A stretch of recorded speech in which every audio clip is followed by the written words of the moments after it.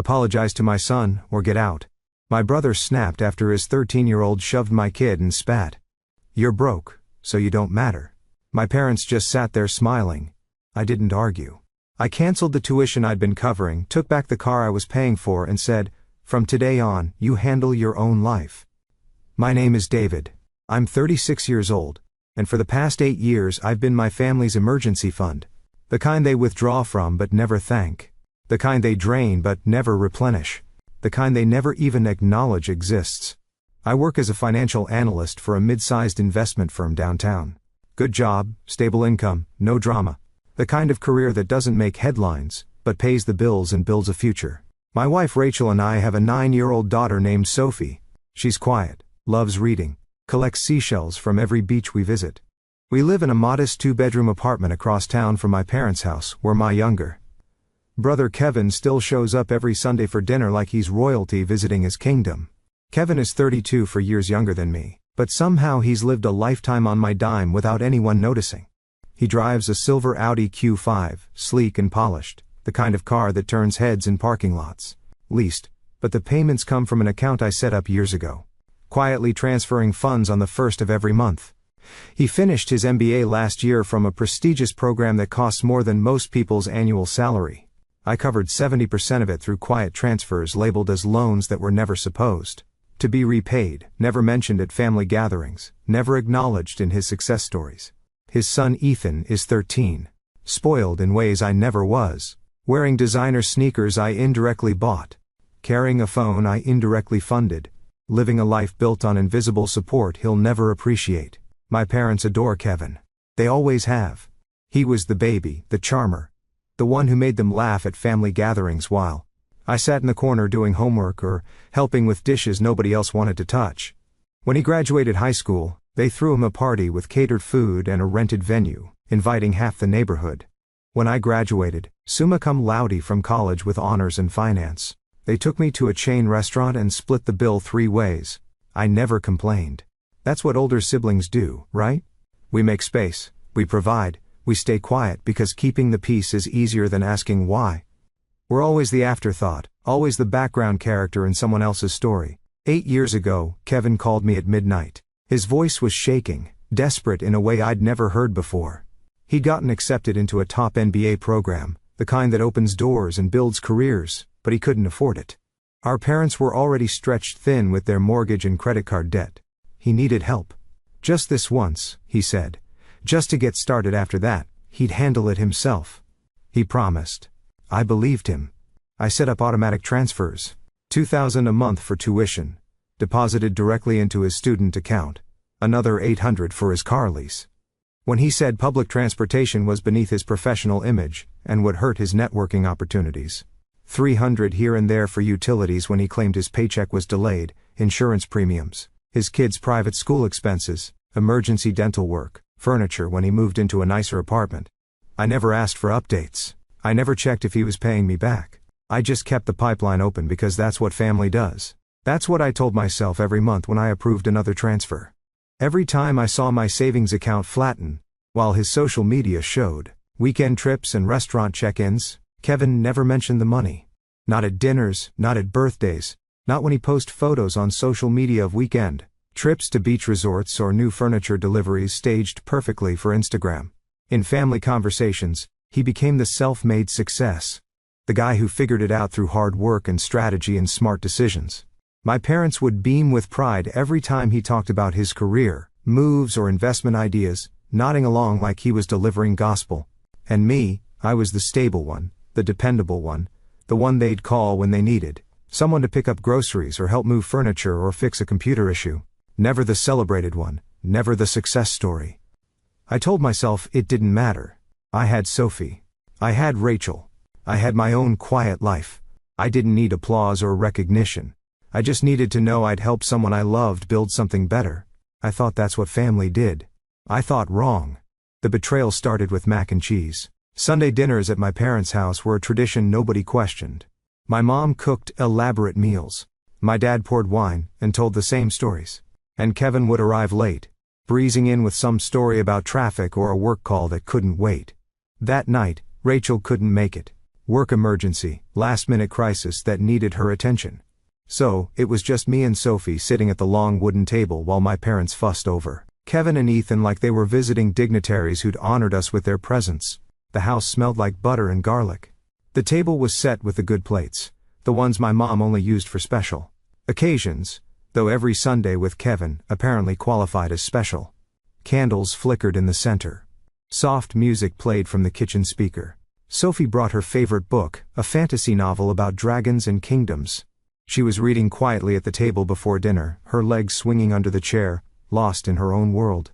Ethan walked past her, grabbed the book out of her hands without warning, and tossed it onto the floor like it was trash. "Why are you even reading that baby stuff?" Sophie froze. Her face went red. That particular shade of embarrassment that comes from being humiliated by someone older. She didn't cry, didn't argue. She just stared at the book on the ground like she wasn't sure if she was allowed to pick it up. Like maybe she'd done something wrong just by existing in the same space as him. I stood up and walked over, keeping my voice calm and measured. "Ethan, pick up the book and give it back to her." He looked at me like I'd just suggested he clean a toilet with his bare hands, his face twisting into something between shock and disgust. "Why should I? It's just a stupid book. Because it's not yours. Pick it up." Kevin laughed from across the room. Not a nervous laugh, not an uncomfortable deflection.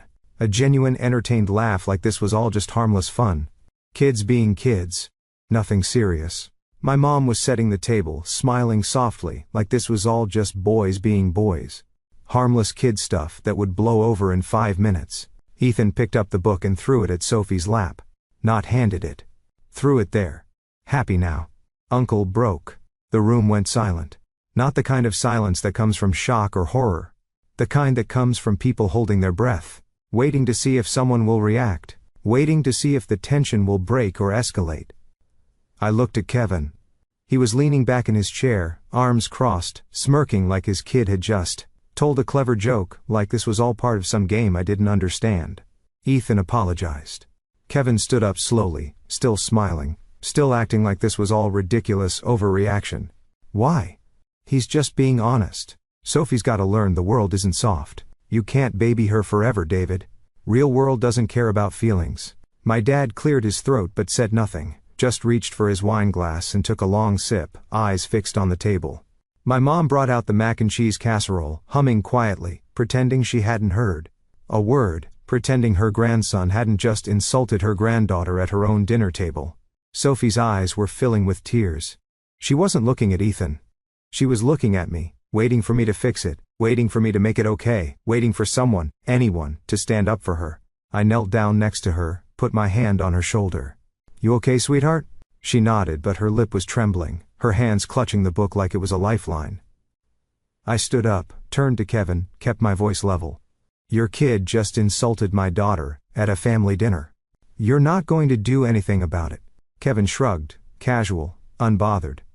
"He's 13. Kids say stuff. You're overreacting." "I'm overreacting." "Yeah, David, you are. Sophie's fine. Look at her. She's fine. But now you've made Ethan uncomfortable by calling him out in front of everyone. So, maybe you should apologize." The words hit me like a slap, like cold water, like a door slamming in my face. "You want me to apologize to your son?" "Yeah, for making a scene, for embarrassing him." My mom set a serving spoon down on the table with a soft clink, her smile never wavering. "David, honey, let's just eat. It's not worth getting upset over. Family is family." My dad poured himself more wine, eyes still down. I looked around the table, my parents, smiling softly like nothing had happened. Kevin, leaning back with that smug look on his face, that expression that said he'd already won. Ethan, scrolling on his phone, already bored, already moved on. Sophie, staring at her lap, holding her book like it was a shield. I didn't raise my voice. I didn't argue. I didn't slam any doors. I just reached down, took Sophie's hand, and said 4 words. "We're going home." Kevin called after me as I walked toward the door, his voice light, mocking. "Seriously, David, you're really going to leave over this? Over nothing?" I didn't turn around. I helped Sophie into the car. She was quiet the whole drive home, staring out the window. When we pulled into the driveway, she finally spoke, her voice small. "Dad, why didn't Grandma say anything?" I didn't have an answer. By the time we got inside, the group chat was already buzzing. Messages from my mom asking me not to be dramatic, not to make things difficult. A text from Kevin laughing it off as me being too sensitive and unable to take a joke. My dad didn't send anything. I stared at my phone for a long time that night, reading the messages, feeling something inside me shift, something fundamental and irreversible. Not anger, not rage, clarity. I didn't sleep. Rachel came home around midnight. I was sitting on the edge of the bed staring at my phone, scrolling through 8 years of bank transfers, tuition payments, car lease installments, utility bills with Kevin's address, insurance premiums, school fees for Ethan, birthday gifts I'd funded but Kevin had taken credit for, emergency loans that were never emergencies, just lifestyle maintenance. She sat down next to me, still in her work clothes, and didn't ask any questions. She just waited, patient and present in the way she always was when I needed space to process. They wanted me to apologize. I finally said, my voice flat to a 13-year-old who called Sophie broke. Kevin wanted me to apologize for making a scene. Rachel's jaw tightened. She didn't say anything, but her hand found mine warm and steady. I kept scrolling. $2,000 a month for 6 years. That's a $144,000 just in tuition payments. The car lease added another $57,000 over 4 years. Utilities, insurance, school supplies, emergency loans that were never loans. It all added up to a number I didn't want to calculate. A number that made my stomach turn. Over a $4 million. And for what? So Kevin could play self-made success while I stayed the dependable older brother who never asked for credit. So my parents could brag about his achievements at church socials and neighborhood barbecues while I sat in the background. The stable one. The boring one. The wallet they never had to thank. I thought about Sophie's face at the dinner table. The way she'd looked at me waiting for me to protect her. The way my parents had smiled through the whole thing. Pretending cruelty was just kids being kids. Pretending humiliation was just harmless teasing. The way Kevin had stood there, arms crossed, smirking. I thought about every family gathering where Kevin arrived late and left early. Never offering to help clean up. Never asking how my week went. Never acknowledging that the life he was living was built on my silence and my bank account. I thought about the last time he'd called me 3 weeks ago. Casual, friendly, like we were just brothers catching up. Asking if I could cover a sudden expense. Nothing major. Just $500 to tide him over until his next paycheck. Just $500, man. I'll pay you back next month. I'd send it the same day without asking questions. He never paid me back. None of them ever did. Rachel squeezed my hand, her thumb tracing circles on my palm. What are you thinking? I closed the banking app, opened my contacts, stared at Kevin's name for a long time. At the little photo icon showing him smiling at some party, carefree and unburdened. I'm thinking I've been invisible for 8 years. And the moment I tried to be seen, the moment I tried to protect my daughter, they told me to apologize for existing. Rachel didn't try to talk me out of anything. She didn't offer platitudes or suggest I sleep on it. She just nodded, leaned her head on my shoulder, and stayed quiet, letting me sit with the weight of what I'd realized. I lay awake until dawn, staring at the ceiling, replaying every moment, every transfer, every laugh at my expense. Every time my parents had praised Kevin while I stood in the kitchen doing dishes. Every time Kevin had called asking for just a little help. That turned into years of silent support. By morning, I wasn't angry anymore. I was done. I called in sick to work. Rachel took Sophie to school, and I sat down at my desk with a notepad, a calculator, and a resolve I hadn't felt in years. First, I pulled up every recurring payment I'd set up over the years. The tuition autopay, the car lease direct transfer, the utility billing under my credit card, the insurance premiums, all of it. Every single thread of financial support I'd been quietly providing while Kevin built his public image as a self-made man. Then I started making calls. The university bursar's office was first. I dialed the number I'd called dozens of times before, always to confirm payments, never to cancel them. Hi, I'd like to cancel the automatic tuition payment for Kevin Harmon. Account holder, David Harmon. The woman on the phone was polite, efficient, professional. She confirmed my identity with security questions, pulled up the records, and, within 5 minutes, the payment scheduled for next semester was canceled. Just like that. Years of support erased with a few clicks. Is there a reason for the cancellation? Personal matter. She didn't push. Why would she? It was my money, my account, my decision. Next was the car lease company. This one was more complicated. More layers of bureaucracy. I need to remove myself as CO signer on a vehicle lease. Account number ending in 4921. This one took longer. They transferred me twice. Asked for documentation. Explained the process in careful legal language. I stayed calm. Provided everything they needed. Answered every question. By noon, I had an email confirmation sitting in my inbox. Kevin's car lease would either need a new CO signer within 30 days, or the vehicle would be subject to repossession. The Audi he loved so much would be gone, then the utilities. I called the electric company, the internet provider, the water service. Every bill that had my name or credit card attached to Kevin's address. I removed my payment information, requested account closure or transfer to the primary resident. You'll need the primary account holder to set up new payment methods. Understood. That's his responsibility now. By 2 p.m, I'd canceled or withdrawn from 11 recurring payments. I sent termination notices to Ethan's private school, explaining in polite, professional language that I would no longer be covering his fees effective immediately. I contacted the insurance company and removed Kevin's vehicle from my policy, watching years of coverage disappear with a few form submissions. I didn't call Kevin. I didn't send a message. I didn't explain or justify or give him a chance to argue or guilt me into changing my mind. I just withdrew silently, completely. Rachel came home while I was drafting an email to the property management company where Kevin lived.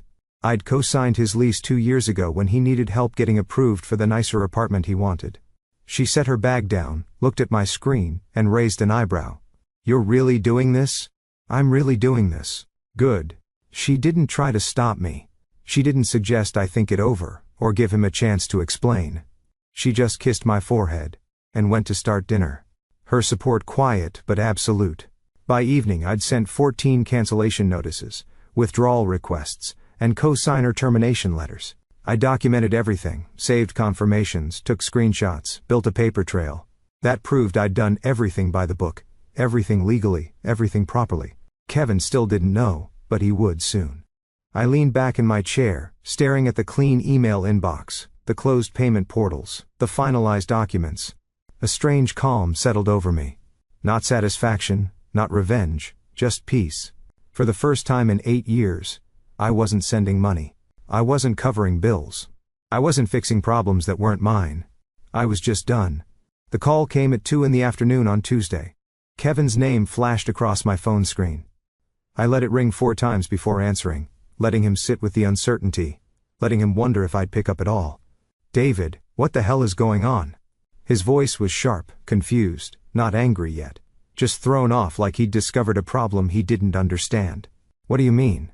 "I just got an email from the university. They said my tuition payment for next semester was canceled and the car lease company called me this morning saying, I need a new CO signer by the end of the month.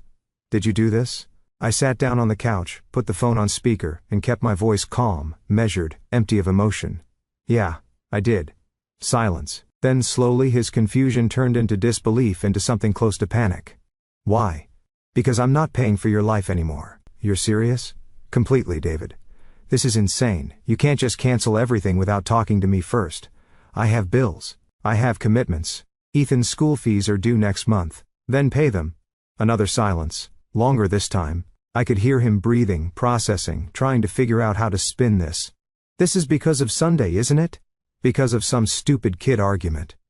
I didn't raise my voice. I didn't need to. "Your son called my daughter broke. You told me to apologize." Mom and Dad sat there smiling. "So yeah, Kevin, it's because of Sunday, but it's also because of the last 8 years." "What are you talking about?" "I'm talking about $144,000 in tuition payments, $57,000 in car lease payments, thousands more in utilities, insurance, school fees. I'm talking about being your ATM for almost a decade while you played self-made businessman." Kevin's voice shifted, still defensive, but now with an edge of panic creeping in. "I was going to pay you back. You know that when things settled, when I got ahead, you got an MBA, Kevin. You've had a job for 3 years. You bought a 70-inch TV last month. You took Ethan to Disneyland over the summer. When exactly were you planning to pay me back?" He didn't answer. The silence stretched, filled with everything he couldn't say. "Here's what's going to happen. I've canceled every recurring payment I've been making on your behalf. Your tuition autopay is done. Your car lease needs a new CO signer by the end of the month, or they'll repossess it. Your utilities are being transferred out of my name. Your apartment lease will need a new CO signer when it renews. Ethan's school just got notice that I'm no longer covering his fees. You can't do this. I just did. David, you're going to ruin everything. My credit, my car, Ethan's education. You're seriously going to destroy my life over a dinner argument. I'm not destroying anything, Kevin. I'm just stepping back. You said yourself, right? So make it yourself. You're being petty. No, I'm being done. I hung up. The phone rang again immediately. I declined the call. It rang again. Declined again. Declined. Then the text started pouring in. This is ridiculous. You're overreacting. Mom and Dad are going to hear about this. You're going to regret this. I turned off my phone, set it face down on the coffee table, and exhaled slowly. Rachel was standing in the doorway, watching me with quiet pride. You okay? I nodded. Yeah, I'm okay. And for the first time in 8 years, I actually was. I spent Wednesday morning building a case I'd never asked to make. Not a legal case, just documentation, proof. A record of 8 years of invisible support that I could present if anyone, my parents especially, tried to paint me as the villain in this story, tried to rewrite history and make me the bad guy. I started with bank statements. I logged into every account, downloaded transaction histories going back to the first transfer I'd ever sent Kevin. September 2016. $2,000 with a memo line that read, NBA tuition. First installment. I remembered typing that memo, remembered feeling proud that I could help my little brother chase his dreams. I created a spreadsheet, date, amount, purpose, recipient. Each row represented money I'd sent, believing it was temporary help. Each row represented a promise that was never kept. A thank you that never came. A repayment that never materialized. Tuition payments, car lease transfers, utility bills, insurance premiums, emergency loans, birthday gifts, holiday expenses, medical copays, Ethan's school supplies, summer camp fees, furniture deposits, security deposits. The numbers climbed steadily month after month, year after year. An endless stream of financial support that nobody acknowledged.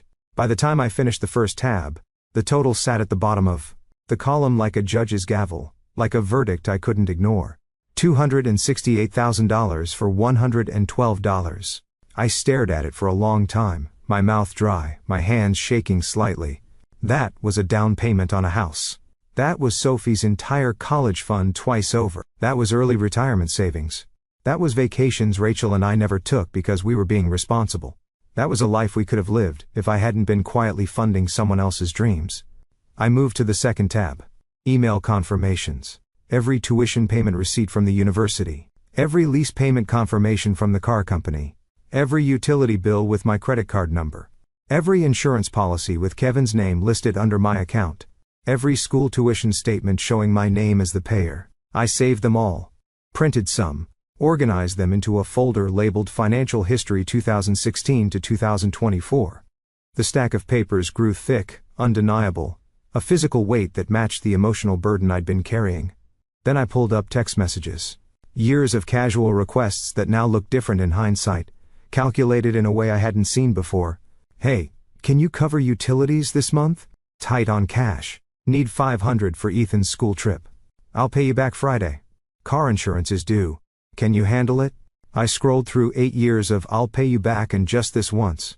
And I really appreciate it, man. None of those promises had ever materialized into repayment. Not one. Not a single dollar returned. Not a single acknowledgement of the debt. I took screenshots, saved them to a cloud folder, backed them up on an external drive, created redundancies because I knew, Kevin, knew my parents, knew they'd try to deny or downplay or gaslight me into thinking I was remembering things wrong. Then I opened the family group chat. I scrolled back through the years. Birthday messages where my parents congratulated Kevin on his achievements. Holiday photos where Kevin posed in front of the Audi I was paying for. Vacation pictures from trips funded by money he hadn't earned. Status updates about Ethan's private school accomplishments paid for with my transfers. I didn't screenshot those. I didn't need to. I just needed to remember. Needed to keep the evidence fresh in my mind for when they tried to make me feel guilty. Tried to make me the bad guy for setting boundaries. Rachel knocked on the office door around noon carrying a sandwich and a bottle of water. You've been in here for 4 hours. I'm almost done. She set the plate down, glanced at my screen, her expression unreadable. That's a lot of money. Yeah. You okay? I closed the laptop, rubbed my eyes. I'm realizing I've been funding someone else's life while barely investing in my own. While we lived in a modest apartment and drove used cars and skipped vacations, Kevin was living like he'd made it. And it was all built on my silence. Rachel sat on the edge of the desk, her hand finding mine. What are you going to do with all this? Nothing. Unless they push. If Kevin or my parents try to make me look like the bad guy, I'll show them exactly what I've been carrying for the last 8 years. And if they don't push, then I walk away quietly and let the consequences teach them what I couldn't. She kissed my forehead and left the sandwich. I spent the rest of the day finalizing everything. I printed one master copy of the financial records, found it with a black cover, and stored it in my desk drawer. I emailed myself copies. I backed everything up twice, 3 times, making sure it couldn't be lost or deleted. By evening I had a complete archive of every dollar, every favor, every silent sacrifice. A record of 8 years of invisible labor. I didn't plan to show it to anyone, but if Kevin or my parents tried to rewrite history, I'd have the receipts to set the record straight. I closed the laptop, turned off the desk lamp, and walked into the living room where Sophie was reading her book, safe and unbothered by the chaos I was quietly dismantling across town. She looked up and smiled, innocent and trusting. "Dad, can you help me with my homework later?" "Of course, sweetheart." And just like that, the rest of the world fell away. The collapse started Thursday morning. I didn't see it firsthand. I only heard about it through frantic texts, voicemails, and a panicked call from my mom around noon. Her voice high and trembling. Kevin's world began unraveling at 8:47 a.m., when his internet went out mid-Zoom meeting with a client. He was presenting quarterly projections, his screen sharing graphs and spreadsheets when everything went black. He called the provider, irritated, assuming it was a service outage, already composing a complaint in his head. The representative calmly explained that the account had been closed due to non-payment and removal of the payment method on file, but I have autopay. The autopay was linked to a credit card that's no longer active on this account. "Sir, we sent a notice to the billing email 3 days ago." Kevin didn't have access to that email. It was mine. By 9:15, his electricity flickered off. He called the power company from his cell phone, pacing his dark apartment, watching his laptop battery drain. Same story. Account closed, payment method removed.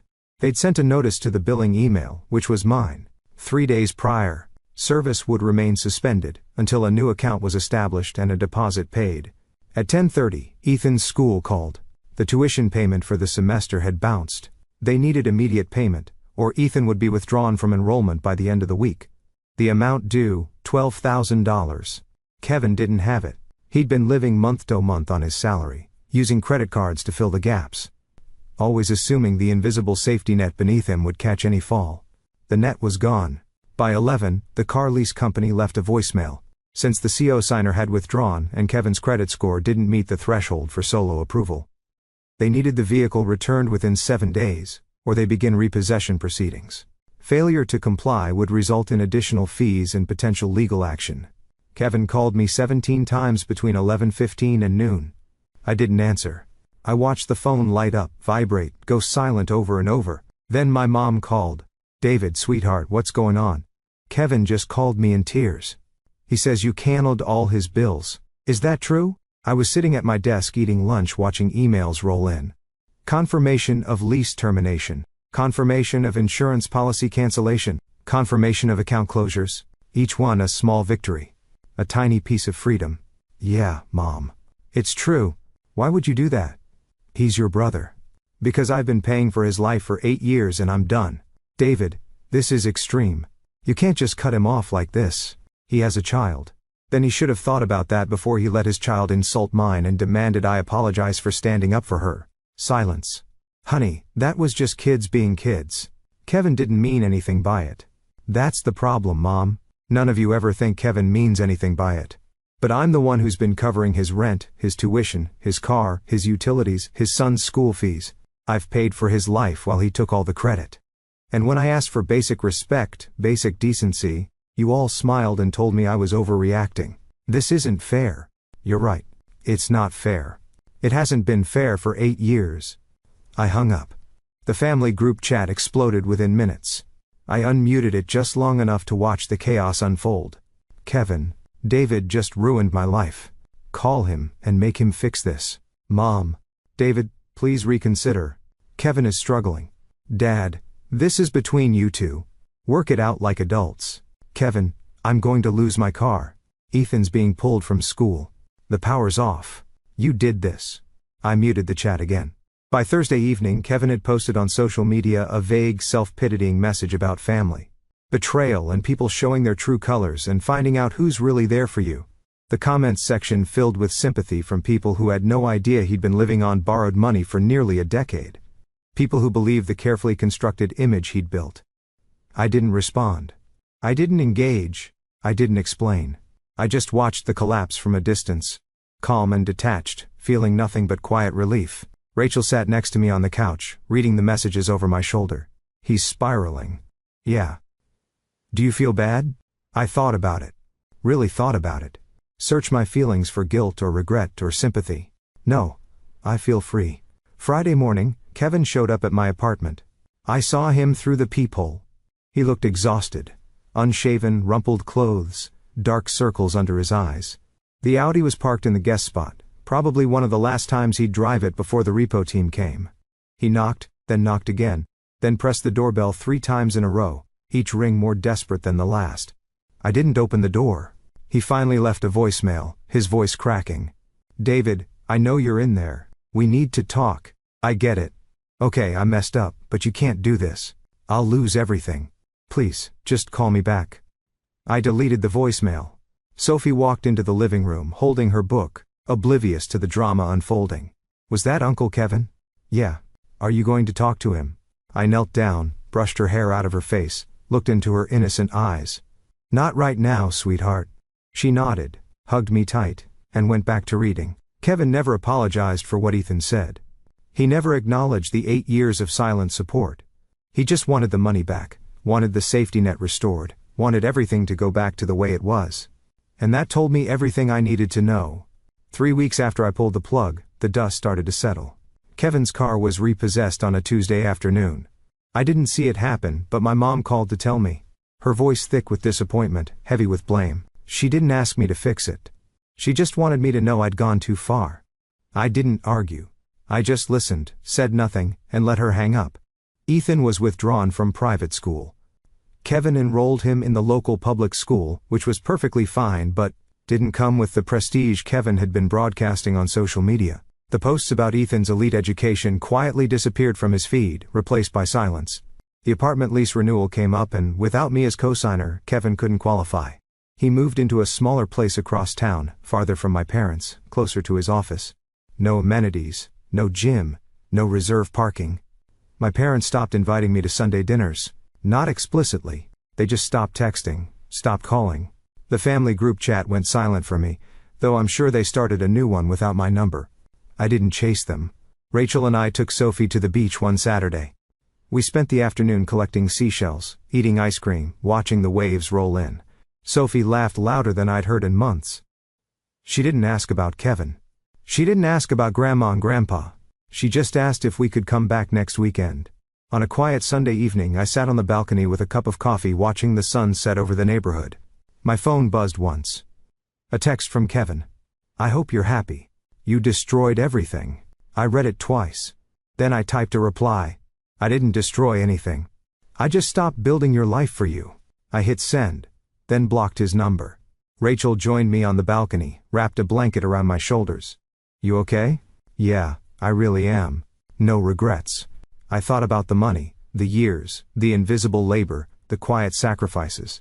Then I thought about Sophie's laughter at the beach, the peace in our home, the weight that had lifted from my chest the moment I stopped carrying Kevin's life on my back.